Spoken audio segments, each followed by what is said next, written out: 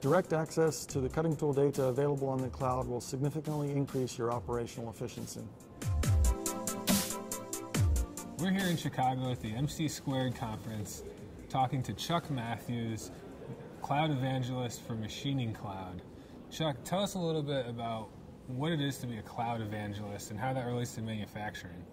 Yeah, my job is to promote the idea of using the cloud technology, which is pretty ubiquitous and widely used within consumer markets, whether it's television, movies, and music, and so on, and promote the use of that technology within manufacturing to connect the manufacturers of equipment with their end users. So what kind of equipment in particular do you deal with the most? What specific types of data are you looking at? I guess the most important, most valuable type of data is with the work holding companies, work holding manufacturers, the machine tool manufacturers, and the cutting tool manufacturers. Sure. And with each of them, we need the digital information that is the digital equivalent of the physical products that they sell. You talked this morning to the audience here at MC², and you mentioned a couple things about machines and kinematic data. Can you describe a little bit more what that is? Maybe give us a few details about how the kinematic data relates to, how it's stored versus how it would then be used? Yeah, yes, happy to. So the kinematic data is very useful in the area of the CAD/CAM software and the simulation software that's used inside the shop. So historically, parts were programmed in CAD/CAM software based on the geometry of the part.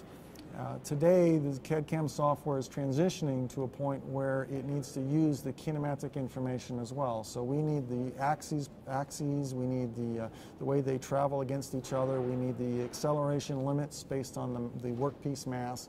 And we use that kinematic information in order to optimize the tool path that's generated by the CAD/CAM software, or the optimization that's done inside the simulation software. And it's especially valuable when you're running high-speed cuts in 3-axis, and even significantly more valuable in 5-axis when you deal with rotary motion as well as linear motion. Sure. And speaking about geometries, obviously the ISO 13399 standard deals a lot with geometry for cutting tools. How does that kind of relate back to Machining Cloud and then back to the machine data as well?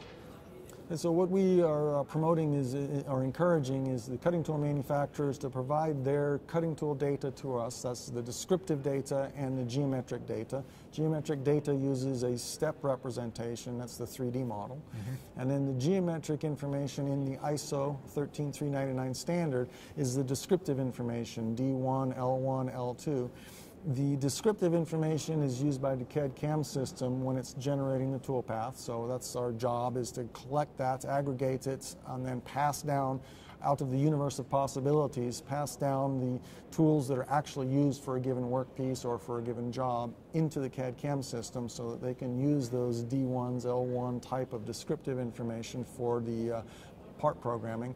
And then the geometric information of the tool, the geometric model of the tool in the step format, is used during the simulation process and the verification process, where we verify that we don't have any collisions in the instructions that are going to be given to the machine. So you really have from cutting tool data to part data to machine data, bringing it all together and kind of going from a digital concept of a part all the way through the physical part. And am I correct in understanding that you guys kind of bring that all together and can be sort of the glue in the middle that brings all that data together in some ways? Yeah, our role is to aggregate the data from the different manufacturers of cutting tools and machine tools to make that available on the cloud so that an individual machine shop can have easy access to download the data they need to run the digital part of their shop, download the portion of that data that they need, and then utilize it in their shop software in order to prepare the programs for the shop floor.